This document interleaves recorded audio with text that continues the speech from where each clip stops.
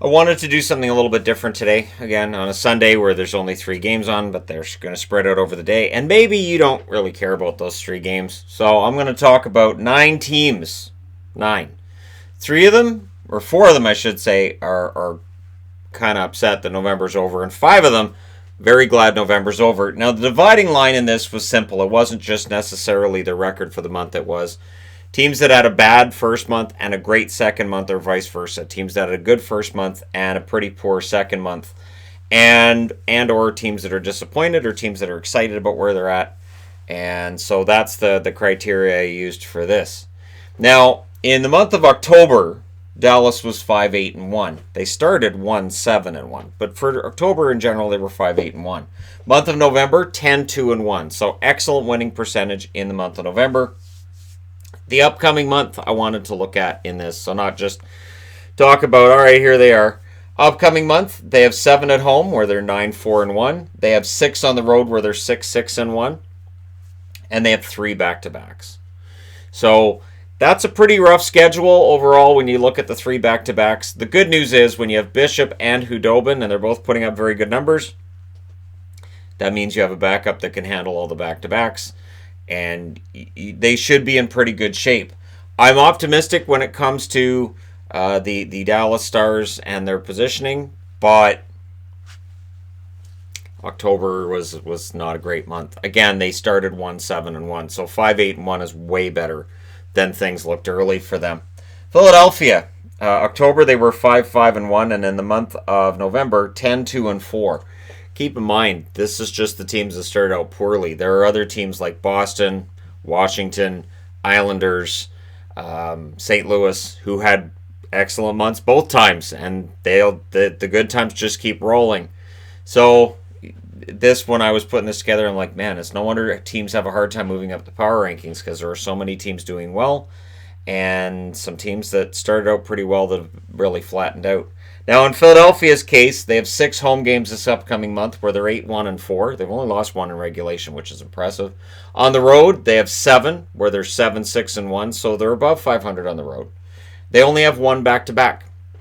And again, I just went through the schedule on NHL.com or through the NHL app, so if I got any of this wrong, you have my apologies up front. But it wouldn't be a THG video without at least 1 error in it. So just to prove I'm not a robot, right? But wouldn't a robot say that?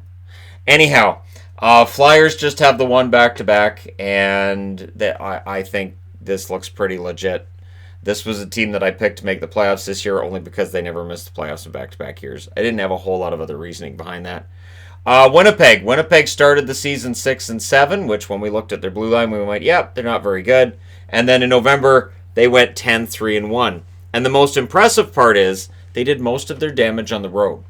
Now, they have 8 at home this upcoming month, which should be good news, but they're 6-5-1 at home. They have 5 on the road. They're 10-5 on the road. They're much better on the road than at home. So it'll be very interesting to see if this month with 8 out of 13 at home, can they reverse that trend, and can they legitimately take a shot at being number 1 in the division, or does playing more games at home actually hurt the record?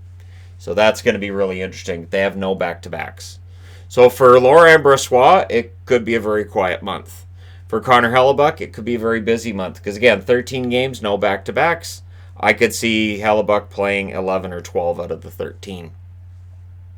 Wouldn't surprise me a whole lot, really. Now, on the San Jose front, they started the season 4-8-1. And this past month, they went 11-4. So 11-4 in the month of November, and 4-8-1 in the month of October. And this coming month, they have 8 at home, where they're 9-6. They have 5 on the road, where they're 6-6-1. They only have 1 back-to-back on their schedule as well. So, of the 4 teams on the top half of the board, the one with the most back-to-back games is Dallas. And all of them play 13 games in the month of December, which is actually easier than the month of November. Keep in mind, the Christmas break makes that easier as well. But November is the brutal month. You survive November, you thrive in November. That could be something that bears out well for the rest of the season. So for San Jose, if they continue to be really strong at home, they will continue to climb in the rankings. And that's good news, because they couldn't really afford to, after October, say, all right, well, we're going to have to figure something else out, because they're really not in a position to do so.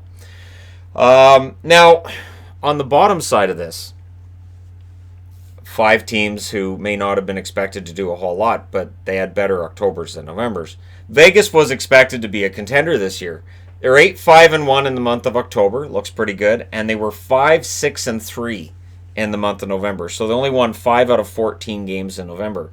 It does not get easier for them in December. They have 7 at home, where they're 7-5-3. Mediocre record at home, which is surprising. They have 8 on the road, where they're 6-6-1. And 500 on the road seems to be pretty standard.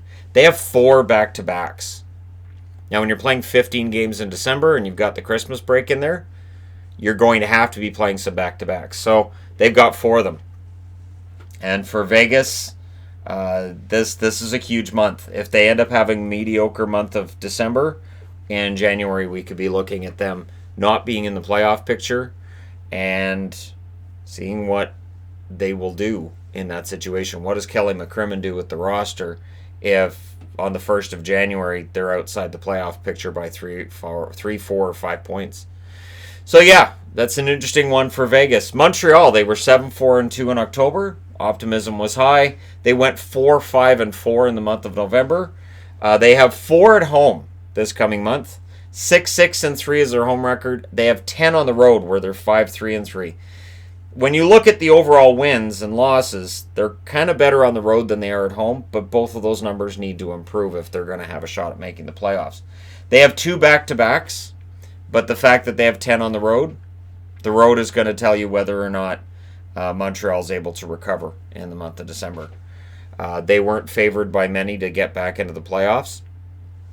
I didn't really have them getting back into the playoffs. I felt that they'd probably be just outside the playoff picture.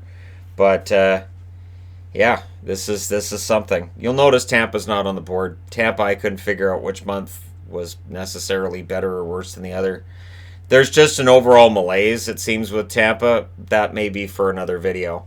Vancouver, they had an 8-3-1 start to the season in October, and then November hits. And we don't like November in Vancouver.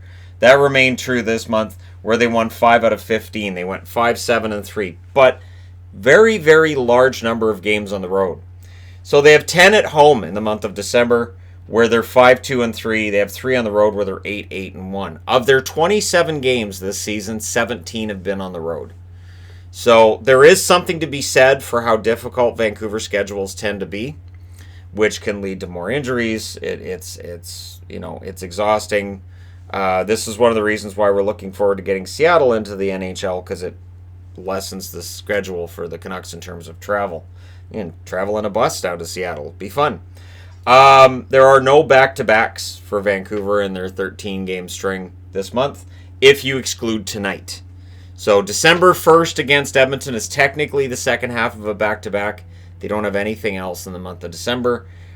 That's good news for the Canucks. They definitely, after this past month, where, again, 15 games in 30 nights, that's a busy schedule. And for some of these teams, that might be an easier schedule for a couple of these and a tougher schedule for a couple of these. Nashville, they went 8-3-2 in the month of October. Month of November, 4-7-2. So 4 out of 13 there. At home this month, they have 6, where they're 7-5-3. And much like Vegas, they have a record that matches Vegas at home. They haven't been good enough. And on the road, they're 5-5-1. So much like Vegas, they've won as many as they've lost in regulation. So Nashville and Vegas, kind of parallel stories here. Both teams that were favored to finish pretty well. I had Nashville winning their division. They're not winning their division right now.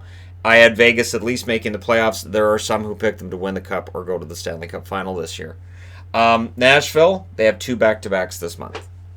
So, again, when you look at teams with a lot of back-to-backs, you're looking at goaltending. That's where it gets interesting for Vegas. You have 4 back-to-backs. So, Subban's going to have to play well this month, because you should not be playing Fleury that much. You gas a goaltender when you do that. So, Nashville's record has been mediocre, and we'll see if it continues to be mediocre this coming month. Buffalo, the most stark opposite is Buffalo, who were 9-2-2 in October, 3-8-3 in the month of November. So in November, they won 3 out of 14. Going into this weekend's home and home against Toronto, who also were struggling in the month of November.